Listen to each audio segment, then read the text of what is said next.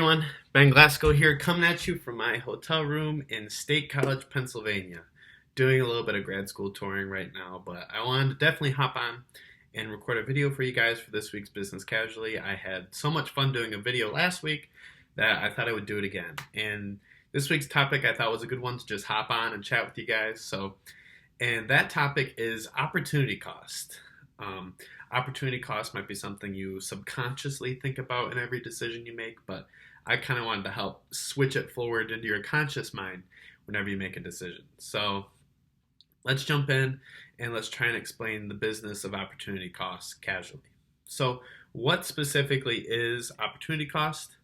Opportunity cost is, and I have a definition, it is the benefit that is given up by choosing one alternative over another.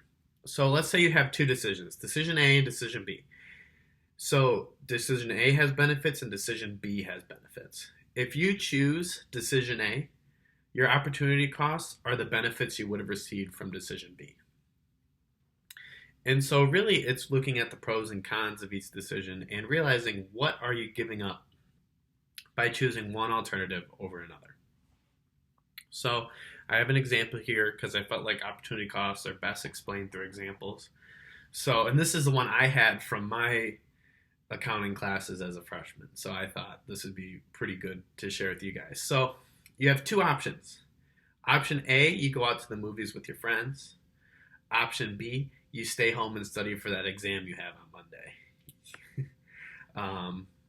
So what are the benefits of each decision? So for going out to the movies, you get to see the movies. Maybe you're going out spending quality time with your friends. Decision B, it's obviously you get to study. You're probably going to score better on the exam than you would have if you didn't studied.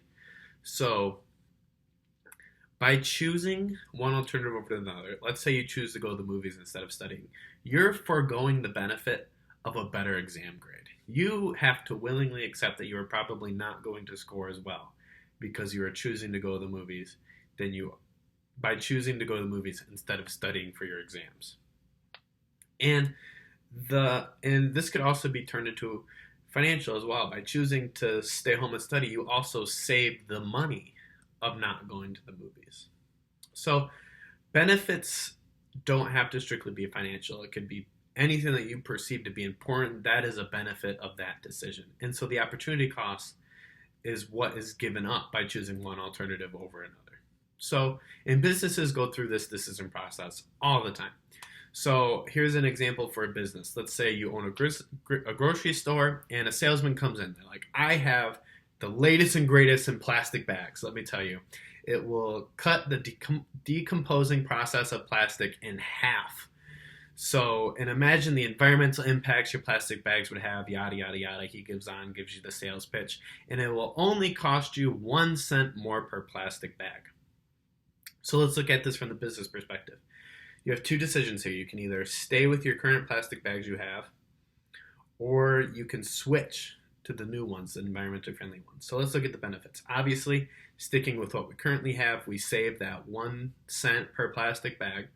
And let's say you have a million plastic bags. That's going to cost you $10,000, and that's not a small cost. No business owner, no manager is ever going to make that decision lightly. So that's going to be a huge factor in the decision. But the benefits for choosing the new plastic that's environmentally friendly is A, you're probably acting more ethically by trying to have a better impact on the environment. You might get some good publicity, which might lead to increased sales. So there are definitely two different benefits from this decision process. And the business owners aren't just thinking strictly financially. It's not black and white. They're not just looking at the numbers. They're also thinking about, is this acting ethically? Is it going to have a good view in the public? Because that's how consumers operate now. We like to patron businesses that we know act ethically, that we perceive to be good businesses. So that's definitely going to play a huge factor in the decision making. So what this business has to do is weigh the opportunity costs. If I choose to go with the new bags that are going to be more environmentally friendly, is this benefit of better acting ethically, possibly increase in sales from a good publicity, is that going to outweigh the cost of the $10,000 that I am going to have to spend, or the what I could have saved if I chose to stay with the current plastic bags I have? So that needs to be a conscious part of the decision-making process for that business. Now, I want to bring this back to you guys because this project is obviously made to help you guys. And so let's go back to the studying versus going out example. If you chose to stay home, you saved that money. So possibly that money could have been put towards a better use, could have been put away towards retirement, could have been put away for investing, or just could have been saved for another purchase that you're going to need to make.